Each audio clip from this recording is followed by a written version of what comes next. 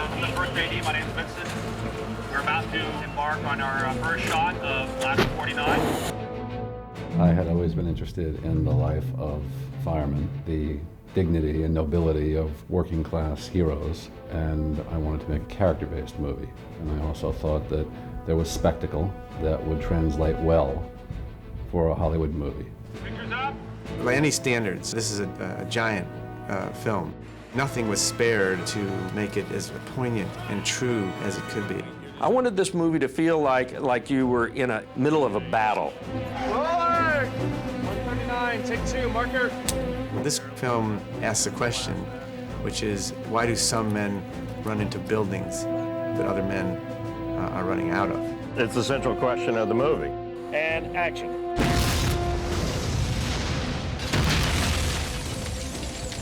Firemen deserve to have their stories told. A realistic depiction of what their lives are like, who they are, personally and professionally. And we really wanted to just honor them.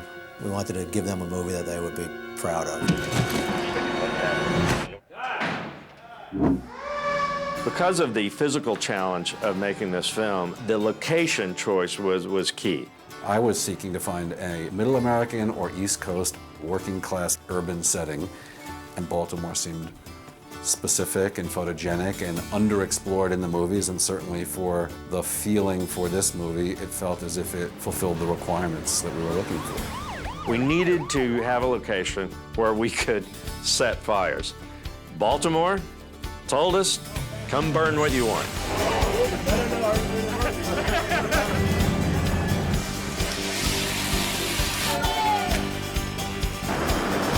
It's sort of every American city, and it just ended up being the perfect place to shoot this movie. Am I giving you something to cut to? I broke it up that time where it looked like we weren't waiting to do it, where I said, ladder's not going to work, look it up, use that, broke it up, and gave you both.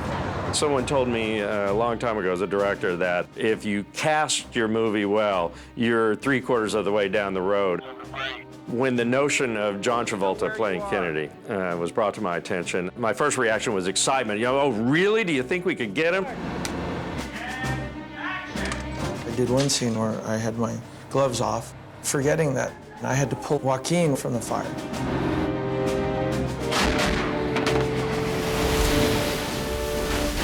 And there I am, now soldered to his coat, you know, so the burn was very intense. If you press on it, it hurts. I think everybody respects him because of his drive and his willingness to embrace this character and this story. He brings great warmth and dignity and charisma and truthfulness to the role. Get me up to speed. I've always admired Joaquin Phoenix. This is the most committed actor I've ever run into, and for me, that was a complete joy. Because of his commitment, all our discussions were positive and creative of how do we do this better? How do we strip away any baloney and make this absolutely real? I got this. Try not to drop you. You're not afraid of heights, are you, Jack? Interesting, when I first met Joaquin and we went to the firehouse for the first time, he was so terrified of heights, he couldn't even go down the fire pole. He did it all. To look down, Jack. He's leaning off the side of a 15-story building. That's him. There's no visual effect. That's him in the movie dangling from a rope going over the side of a 15-story building. I saw you on the news, Jack, dangling from a rope. How could you tell me that it's not dangerous? Sort of my parents' story. I mean, my dad was a firefighter for 33 years, and so much of it made sense to me. Because I felt like the more real it was, the more believable it was going to be for the audience, and therefore, the more believable, the more involving it is for the audience. To me, it's capturing the humanity of a firefighter. Not only revealing that they're like everyone else in the world, but then the startling realization that they do something that we don't do. And that is they daily were willing to put their lives on the line for us. There's this quote on a poster in the firehouse that says, courage is not the absence of fear, but the realization that there's something more important than fear. And I think that's what it's about for firefighters. I don't think any of us who worked on this movie will ever look at a fire truck that speeds by us on the road the same way again. We know what's involved. Just that truck driving down the street, we know the kind of danger and experience they're going to have at the other end of that journey. So I think none of us will ever take that for granted again. I love the idea that I have the honor of paying homage to these men and women. Hey, about that! She go easy on you? Here we go, ready, and action! Run! First thing I said, John, if you really want to do this movie, you've got to go to training, just like the rest of the guys. I think that was exactly what he wanted to hear. You can't really know what it's like until you experience it. Put your helmet on, get snapped up. All of the actors spent 2 weeks training at the Fire Academy. Don't start our time. We had one specific advisor, Lieutenant Mark Yant, who is an actual member of the Baltimore City Fire Department. He was there with us every day, all the way. Every aspect of our job we're trying to touch on as quickly as possible with them, and they've responded very well. Intense sessions. Stressing safety as best as possible. Supplement it, we pump it up. People perceive it as you just putting water on the red stuff, as we call it.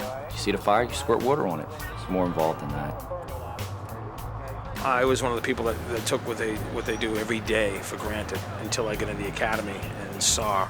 I mean, we're doing the stuff. I mean, we're driving the trucks, we're throwing up the sticks, we're doing the stuff. And it sounds simple, throw up a ladder, climb up the ladder, but there's a certain way you throw that ladder. Second hose line's gonna be used. Joaquin began his training before any of the other actors arrived. Because my first introduction to Joaquin, he's got the hat chipped on the side, and his turnout gear is just like burnt, smoldering. He come walking in, and I'm like, is he on the fire department? No, what's going on, I wanted to try to experience as much as I could in the amount of time I had. Try to experience, what real firefighters go through. When we showed up, Joaquin was a firefighter, so the rest of us were all looking around going like, we got a lot of work to do. Try to teach them as much as we can on the short time that we have them. John Travolta come up with an excellent idea, and he went and purchased some fire trucks and some firemen, and he said, can we sit and try this? And unbelievably, it worked. I asked our instructor, who's a lieutenant, to tell us exactly at every step of the way what each of the men are doing. Then Joaquin's leading, and then I piggyback with him. Once we put it on the table with the little firemen and the fire trucks, everyone seemed to grasp it. Then we were able to put it in practice later on.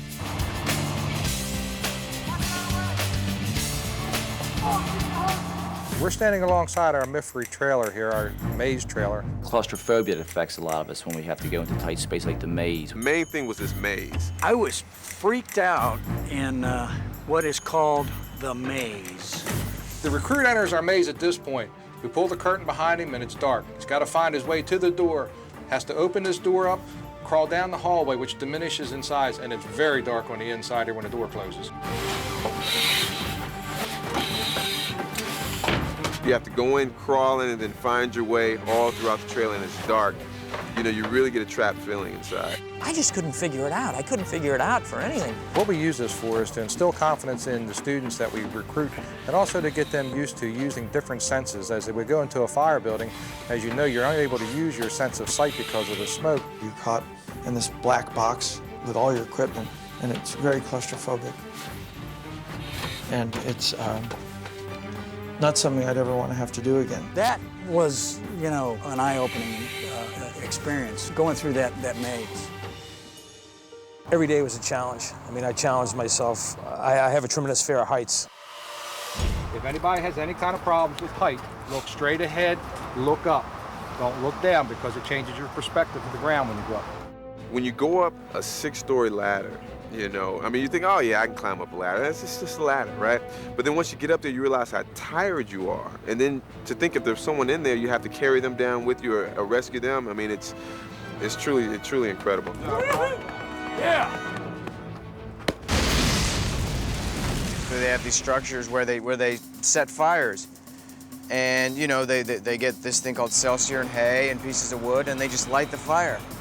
We were sat down, and they lit this accelerant on fire, and you watch the fire come up the wall, and then you watch it come over your head, over the ceiling, which is, you know, not a kind of a natural thing. I mean, when you see that fire rolling over off of the ceilings, and I mean, you're right there, and your face mask is starting to melt, and you really don't realize how intense that heat is, you know, when you walk into a burning, or when you think about going into a burning building. It makes you want to turn around real quick. I mean, everything in your body is saying, don't go in there. It's smoky, it's dark, it's hot. It's totally disorienting and confusing. Okay, send in the crew.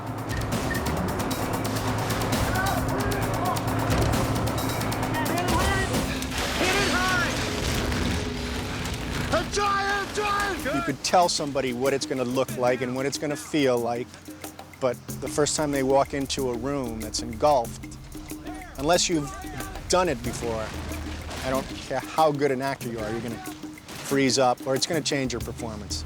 Immediately, my goggles smoked up, and even when I tried to clear them with the air, that didn't work. And then I moved into areas where I could only see the fire or the flame, and that was my light.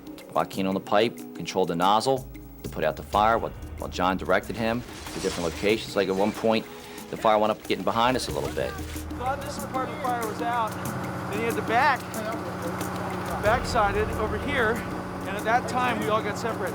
And we kept working in, going further and further, and things got a little chaotic. You can't see a damn thing. You go in on your hands and knees, you try to find the clean air, you crawl around, you feel, it's all touch and feel, using your senses. When I got out of there, I had a total new respect for these guys because I couldn't see a thing. Wow. I mean, we have to analyze how typical that is, because if it's very typical, Joaquin and Mark and I lost each other. We were like separate. And that's what a lot of times happens. And we got the fire knocked and finally worked our way back out. And it went well, because just as much as you plan on, you train on how you're going to attack a fire, there's always these things you never know what's going to happen. When you sign on to do a film like this, you are signing on for all the hard work that you will do. It's going to be tough. However, it's worth it because you are telling a story that's worthy of telling. You're telling a story that matters.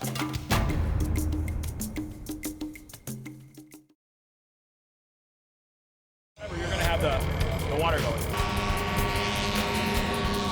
I wanted to, from the very first frame of this movie, put us right into the central conflict of all firefighters, and that is a really big, bad fire. This is real fires. We have real actors and stunt people in these fires. I think the recreation of fire in this film is better than it's ever been recreated. The firefighters who came to visit the set, they walked through, and they said, that's exactly it. You guys, let's stand by in our positions, please. Stand by. And I storyboarded the whole 25-story grain elevator inferno from the beginning of the movie, from the opening shot all the way to the final shot of the sequence. And you, in those storyboards, attempt to create images that you can actually pull off. And that's the tricky part. Digital fire, it doesn't look right. All the fire you see in the movie is real. For that up-close and personal stuff that we're doing, burning something is still the best way. The exterior, which is being, filmed actually at a real abandoned grain silo. For about 7 minutes out, 7 minutes out. It was a big building on the wharf and on the waterfront in Baltimore. There are extras, there is an ambiance, there is a feeling about a giant location that couldn't be recreated on a soundstage. There should be absolutely no one other than firemen by their engines or our stunt guys with the helmets that will be anywhere near the bottom of the building. Every day, we all gritted our teeth that no one was going to get hurt, because I just can't emphasize enough how dangerous it was. Sure. And then don't go up in the bucket yet. Everything goes a little slower. Everyone has to be a little more careful. You have to check and double check and triple check things. In a situation like this, keep your eyes and ears open. The explosion alone took about 2 weeks of just prepping and getting things ready inside the building.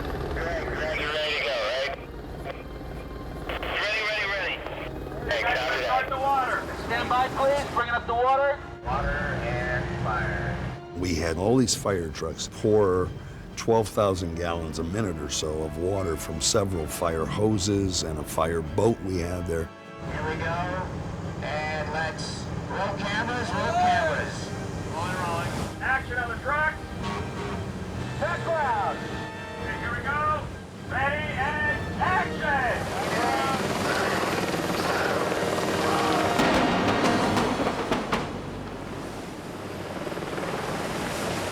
Cut. Bring it down. It's one of those things that your stress level goes way, way up, and when it goes off and then nobody gets hurt and everybody's fine and they love it on top of it, that's when it makes it well worth it. I had a wonderful production designer, Tony Burrow, who helped design a set for me that looked like the real interior of this building, but he created it all himself.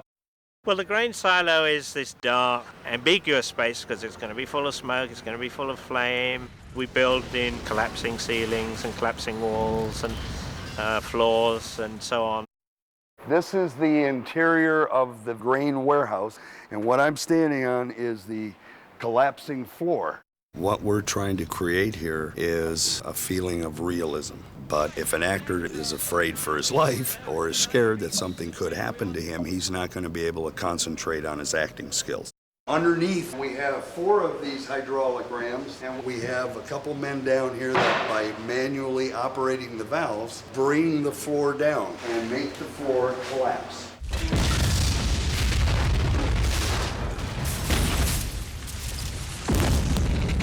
The floor that Jack stands on drops open, and he loses his balance and falls into a hole. This is our hydraulic pump that produces 3,000 pounds of hydraulic pressure. By changing some valve positions, we can pick the floor back up, put it in position, and do it over and over again. I could have this building collapse, and 4 hours later, we could pull the building right back up again and start all over. When the building actually implodes and collapses, if you look closely in the film, you'll see that Joaquin is on fire. A big, giant burning ember landed on him, and he caught on fire. We're through! Come on, let's go! In order to get the entire experience of being in a fire, the visual was very important, but equally important was the sound. I wanted to capture the full realism of the sound. We pretty much had to just start from scratch. It might as well have been a silent movie when we got it. I would say out of 1,000 tracks, 25% of it will probably be fire, different fire sounds, and there'll be another 15% of explosions and stuff like that.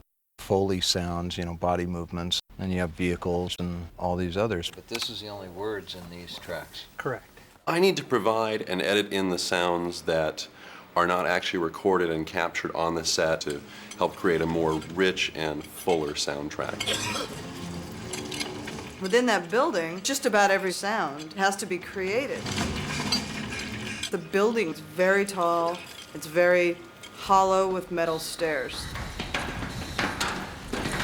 To record the actual sound of them walking, we took these boots from the movie so that our Foley walkers, the guys that were, you know, in there doing the footsteps again, could wear these boots because the weight of it itself makes a heavy sound. Lab 49 to command. We're on the 12th floor. When the actors were speaking through the mask, they actually hung one of the fire masks up on a mic stand in front of the microphone. They had to stand back and just find this sweet spot that would just get them enough bounce so that it felt natural. Fire department! Anybody here? At one point in the building, there's an enormous explosion.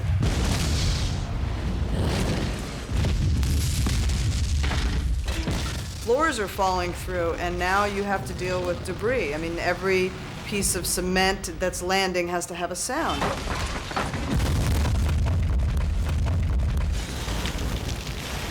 There's probably about 30 or 40 different fires that were recorded for this film.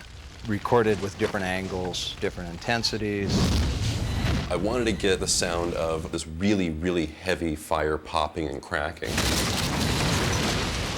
I used untreated lumber as well as balsa wood and particle board that had been all stuck together.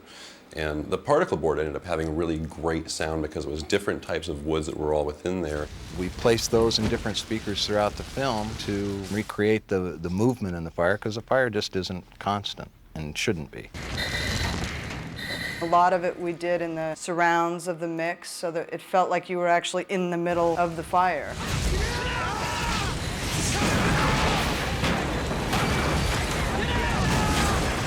It's fine to feel the power of the fire, but let the audience know that there is fire all around us. We have to keep it moving. We want the audience to think that they're really in the fire. I felt the only way to get it right was to do it as real as possible, and that's why we all made that extra effort to do that. The effects team has been amazing, and the fires that we've had, it feels real. Okay! Okay! When our actors portraying the firemen go in, we want them to feel the emotions that firemen feel. Jack, talk to me. You can't really know what it's like until you experience it. So now, for the first time, I think they really create a reenactment of an actual fire.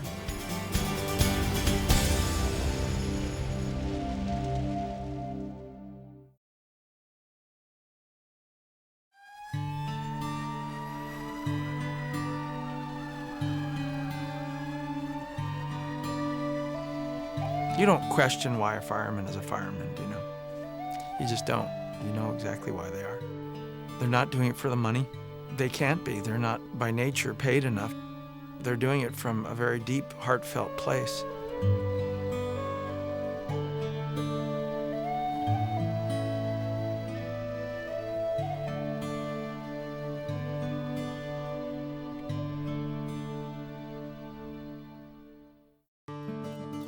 Do you know why Daddy's getting an award today? For saving a man. Those my three girls. They like a man in a uniform. Hello. I'm receiving an award at our awards presentation today. We do this once a year for guys that have done heroic acts. I'm not sure I'd call myself or any other fireman a hero. That's a pretty strong word to use. It looks good. Maybe I'll just let you wear that. Come on, that's good. I know we're all here. You feel really proud of your guys and yourself, and we're pretty excited about getting our award today.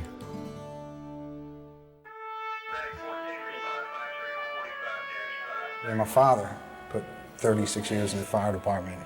And when I was a little kid, he didn't talk about it, you know. We didn't hear all the stories, but I knew. I knew my dad was a fireman. And to me, I was proud of it. My dad was a firefighter for 40 years in Baltimore City. My grandfather was a firefighter, so I'm third generation. My dad was a really good fireman, I hear. You know, he was well known and very much respected. You're at school, parent day, you know. My dad's a fireman. I love to say that. Once my brother got in there, he realized that he had that tradition to follow up on, and I did the same. And my brother and I almost compete about who's the better fireman. I'm sure my dad went to the firehouse with my grandfather. Probably thought it was just as cool as I thought it was going down to my dad's firehouse. It's a legacy to follow. We're following great men. We can try to walk in their shoes, and hopefully we can leave shoes for the people behind us to walk in. All right, guys, we gotta get ready to go to Medals Day ceremony. I love my job with all my heart. You get to help people every day you're out there, whether it's for cutting people out of a car, to saving somebody from a burning building, to putting a Band-Aid on a little girl that skinned her knee. Are you ready yet, Daddy? Almost. You look handsome. Thank you. My daughter Rachel, being almost 4, still asks sometimes when we call Daddy to say goodnight if he's not available at the firehouse. She wonders if he's safe. And I just tell her, you know, it's his job. This is what Daddy does, and he is helping people. Just a smile. Back when I was at Truck Company 13, they sent out one engine and one truck on the investigation of a fire, and when we pulled up, we had heavy smoke coming out from the 2nd and 3rd floor. The stepman and I proceeded up the ladder, searched around the 3rd floor, and ended up finding a homeless person that was squatting in the dwelling, and unconscious, proceeded to bring him down the ladder. Ready? Let's go. There's definitely pride going to Medals Day. It feels good knowing that somebody else has recognized you have gone above and beyond the call of duty.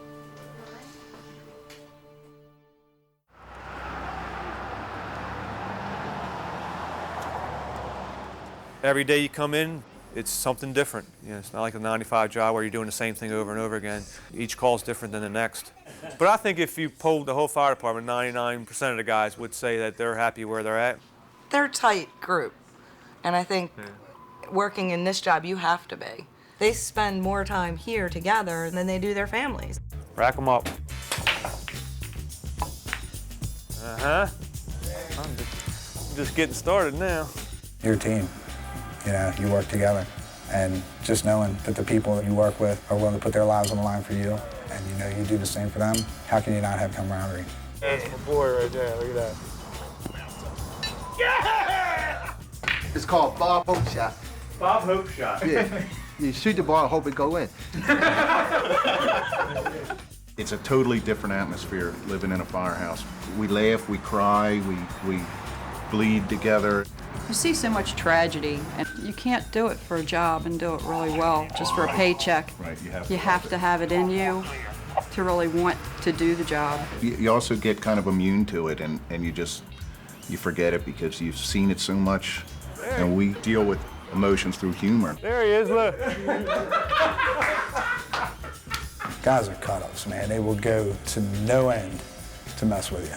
Everything from putting saran wrap across the toilet bowls to putting flour in your beds at night. Fake rubber bugs on your food. Or when you're in one of the stalls, they'll pour a bucket of water over the top. We have quite a bit of time on our hands to figure out stuff to do to each other. But when the gong goes off and it's a report of fire, it's amazing to me that, you know, it all stops right there. That's us. 5 in.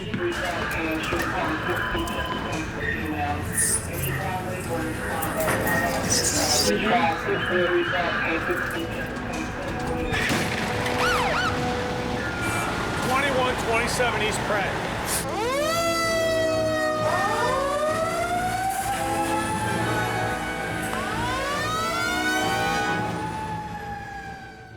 At the firehouse today, a lot of the talk was about some of the practical jokes that were pulled on guys over the years. Dad was at a house, 51 engine.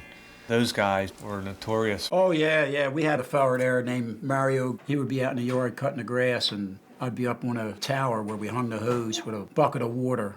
I'm trying to get the bucket up on a windowsill so I could pour it on him. And a couple drops come out and come down and hit him on the arm. And he turns around, he looks in the engine house, he says, "Hey, Luke, you better put the covers on the engine. It's starting to rain." And when he said that, I let it go. The firefighter family is equally as brave. I mean, I could start crying right now, imagining what the wives and children go through when their daddy goes to work or their mommy goes to work, not knowing if they could not come back, you know. And so they are all brave soldiers. When you're away from your wife and your family, and you realize that any minute you could be out that door and in danger and something can happen to you, it's very stressful leaving the house and going to work. You get to where you don't think about that part of it. It's just becomes routine. That's the job that he does, and you just can't think about what could happen. You have to suppress a lot of things. I mean, you see a lot of things that a lot of people may not be able to handle, and you have to. The best way is to talk about it, but sometimes you just have to suppress it because you don't want to go home and expose that to your family. I learned a long time ago not to tell my wife everything that I do. He knew when to draw the line. When he would come home and tell me something that had happened, he knows what to tell me, not to tell me. And I basically wanted it to be that way. There's times where you know it. You're in the building and you're thinking, if my wife ever knew I was doing this, she'd kill me. I don't like the idea that he's going out and risking his life. It scares me because, you know, all I think about is the worst. But this is what he wants to do. So, you know, I give him all the support in the world. She has told me she worries when the phone rings late at night. You know, so I try not to call after midnight. That's not a good idea. I never get off the phone without saying, take care of yourself, I love you. Because you just never know what's going to happen. Wow. Cannoli cake. When you have children of your own, it's probably the worst possible thing that can happen to you is going into a fire and having having children get injured or having casualties with children. We rescued 3 babies out of this house on New Year's Day. It was burning really good, and the first floor, there was no way to get in the front, and we ended up in the rear, and we got all 3 of them out. And I've been involved in quite a few rescues, but that's one that really stood out. And knowing that we went that far and still did that job made us feel good. That's got that batter right in the belly. Give me the heat. Oh, yes. When we can help them, that's fantastic. But when it goes the other way, it's really hard to deal with. Probably the hardest thing I ever did was when my daughter was 3 years old, I carried a little girl that was 3 years old, dying in my arms.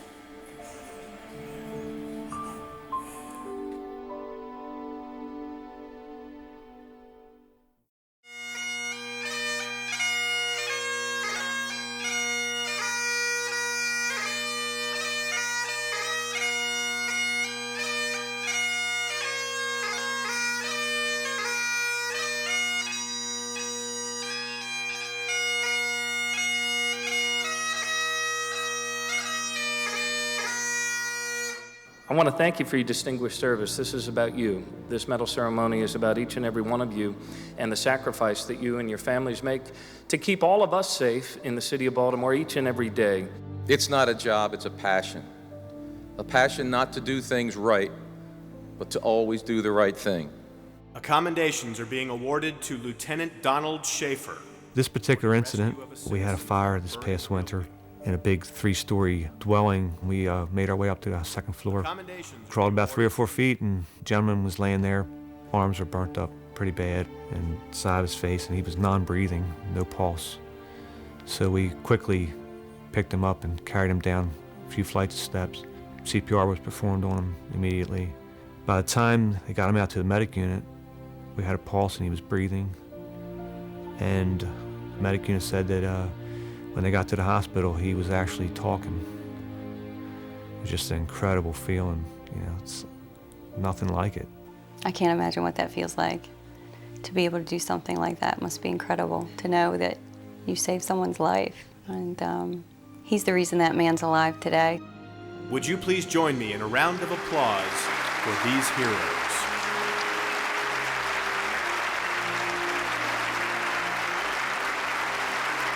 We love you so deeply and respect you, and I think we only reflect the rest of the country and the world how we all feel about the firefighters. And again, we were just actors and directors trying to get it right, but you are the real thing, getting it right every day. So from the bottom of our hearts, we thank you.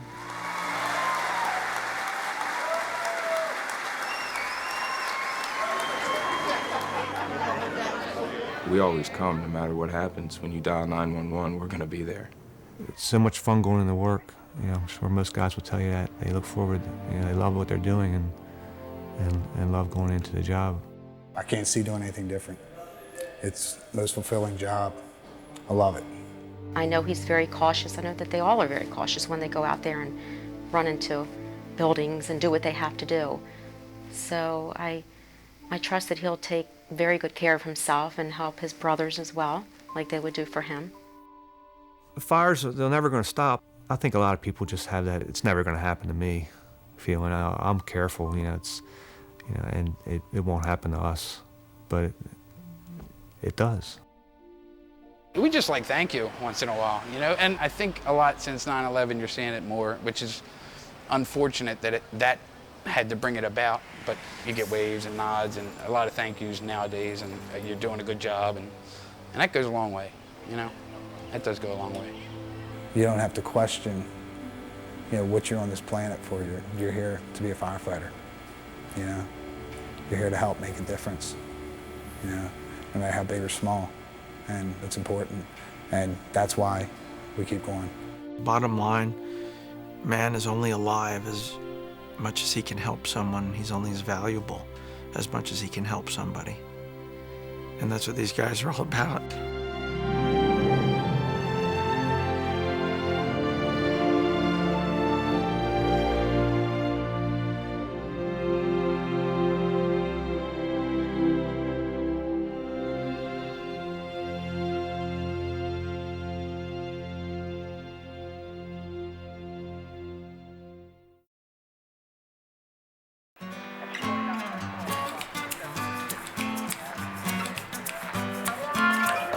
want me an iced tea? It's a little dry. Hey, Frank, what the hell are you doing in my stew? I'm on this new meat-only diet. Yeah? Trying to lose a few pounds. Why don't you get your stomach stapled, right? The same reason you don't get your mouth stapled, right? I don't get it. Wait, what happened? Did I miss it? Look out. You get the 24 caught a fire in that strip joint out on I-95? Oh, shit? Yeah, one of them heated roller gadgets caught a wig on fire. Next thing, nail polish, lacquer, everything. The whole place was rolling. 15 strippers out on the street. Why didn't we make that call? Thank you. No kidding. 4 teams responded. And a motto over at 11 said they found chains and shit in the back. Hey, Len, you ain't got there. You ever seen any chains? Chains are for Lenny. Is that true, Lenny? Lennosaurus? I'm older than dirt, goddammit. I invented fires. Hey, Cap, you want some coffee? Yeah. Dino? You got another one? Hey, grab me a cup, John, man. Come on, look good. Just tell me. The guy asked to get coffee for us. What did you come up with?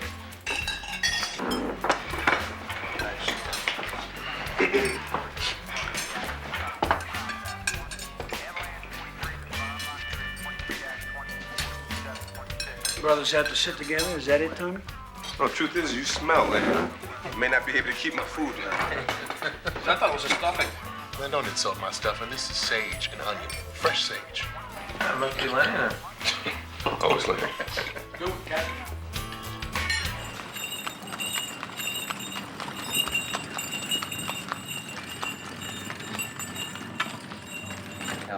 And her husband leaves her because she's too kinky. So she goes to a bar, she's drowning her sorrows, and she's sitting next to this guy. And they get to talking, and they find out that they're both... I had to grow up with that guy. John, push those, please. Let me give it a Look, the one you need to look out for is the goose. What's the goose? Ray. Yeah. You just tell him? I didn't. I just heard you say goose, man. What the hell's a goose? Well, it doesn't matter. It's ruined now. What's going on, guys? How much, man?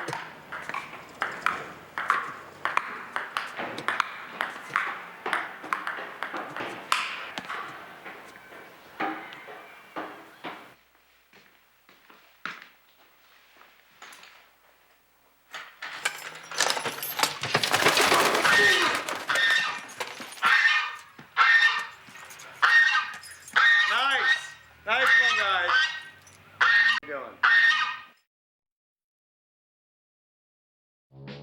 Hey, cop, you have my keys.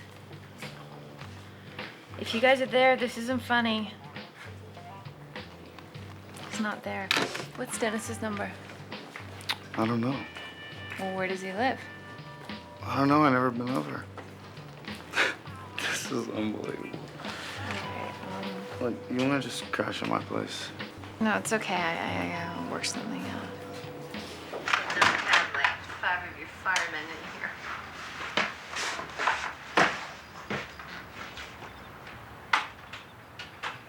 Sorry about the mess I left her. Let me find some clean sheets.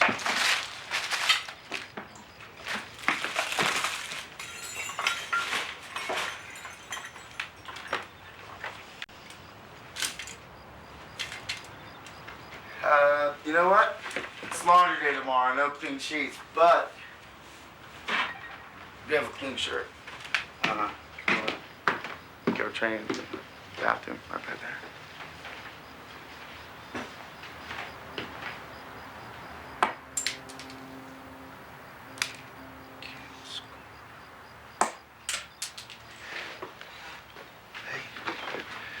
So I gotta take off real early tomorrow morning, but there's milk in the fridge and coffee and number in my firehouse on the fridge.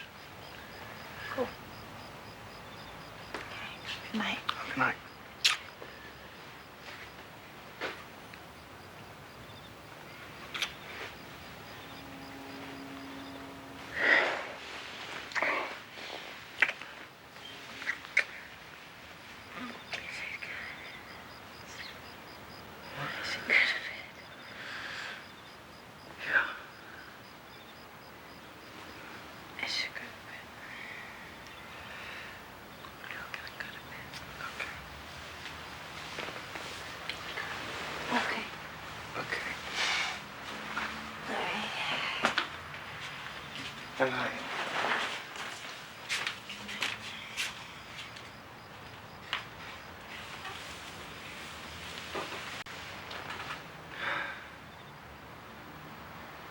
Want to go out again sometime? Yeah. Yeah. Yep.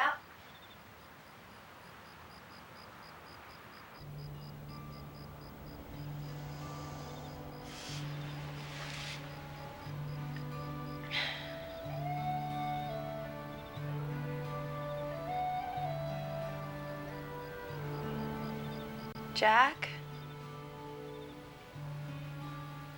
Come on, this is stupid. You can sleep in the bed if you want. You're not gonna get a good night's sleep out there on the couch. Okay, but this is not an invitation to do anything else.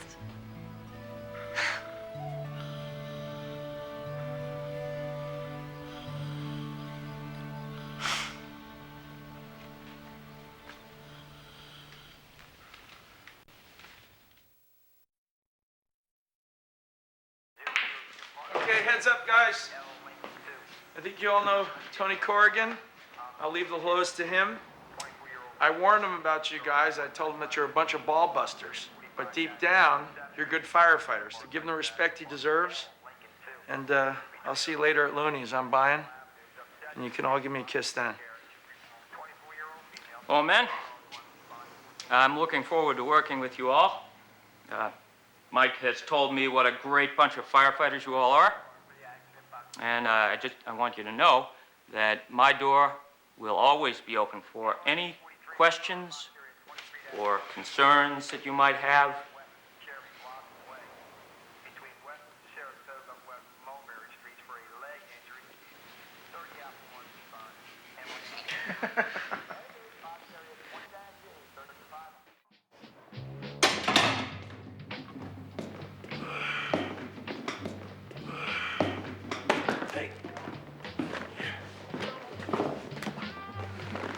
The physics of combustion, primer. Studying for a degree in fire science.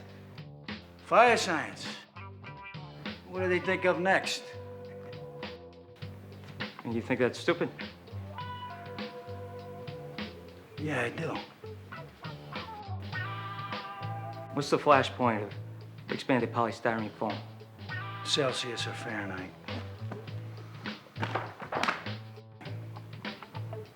Fahrenheit.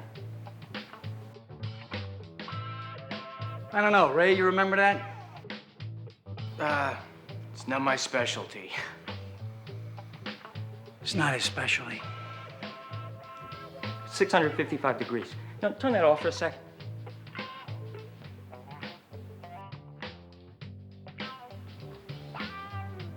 What's the temperature that steel girders lose their tensile strength at? How about this? Anybody? You know those new radiation dosimeters we carry now? You know how to use them? We catch a dirty bomb. You know how much radiation before you will die from acute encephalopathic syndrome? Radiation sickness? 600 rems. But maybe this is stupid. Oh, maybe it is. It just might save your lives one day. I know how much alcohol's in the bud.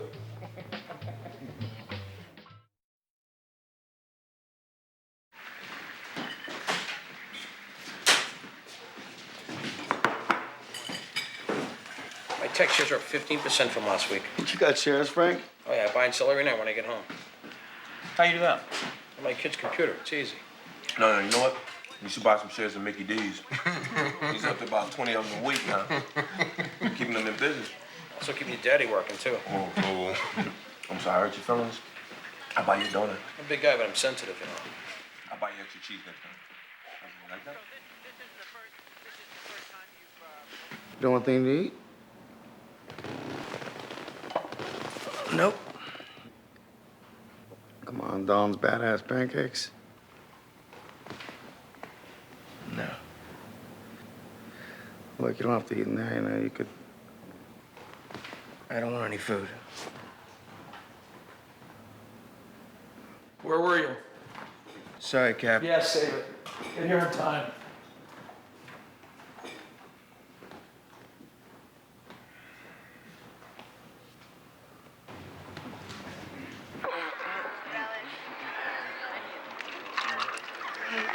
Baby, why don't you cool it? Just Leave me alone, all right? I'm drinking. It's a party. Everybody's drinking. What's the big deal, okay? It's Love you. embarrassing. Mwah. Hey, babe! Can I get another drink? That's what you need. Just want anything? Yeah. Answer the play, come on. Oh, what? It's me?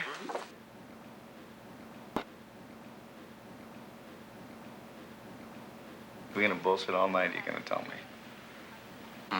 Tell you what. Man, come on, everyone's talking about it. I, wrapped my car around a tree Sunday night. Cop gave me a break, drove me home. You know, Ray, you're gonna get the department down on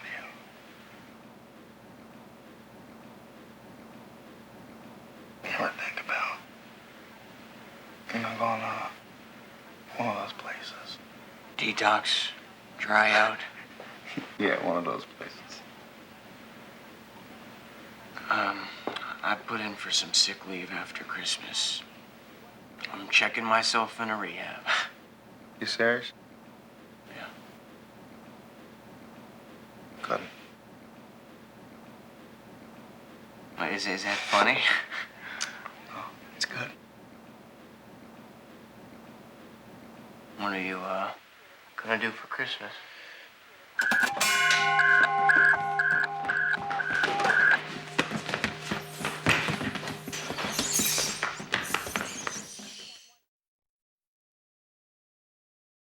Well, we're gonna be late again. Dickie, hey, come on. Syrup doesn't grow on trees. Stop that. Yeah, it does. Nick, come on. It's expensive. Let's go. You got everything? Eat that, would you? Come on. Come on. What are you bringing this? You can't bring that to school. Huh?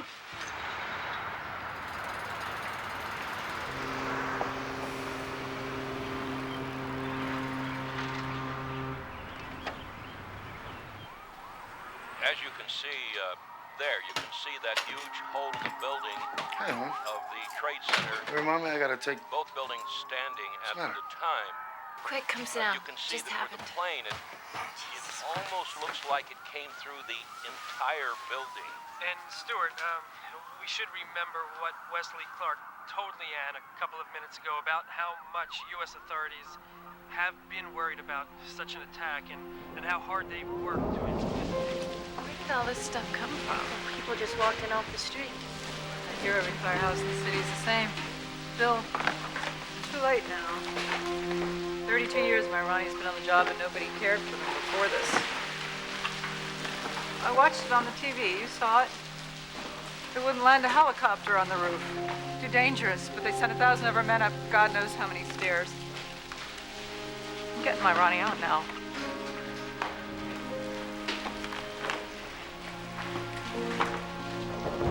Only thanks to getting this job is a good funeral.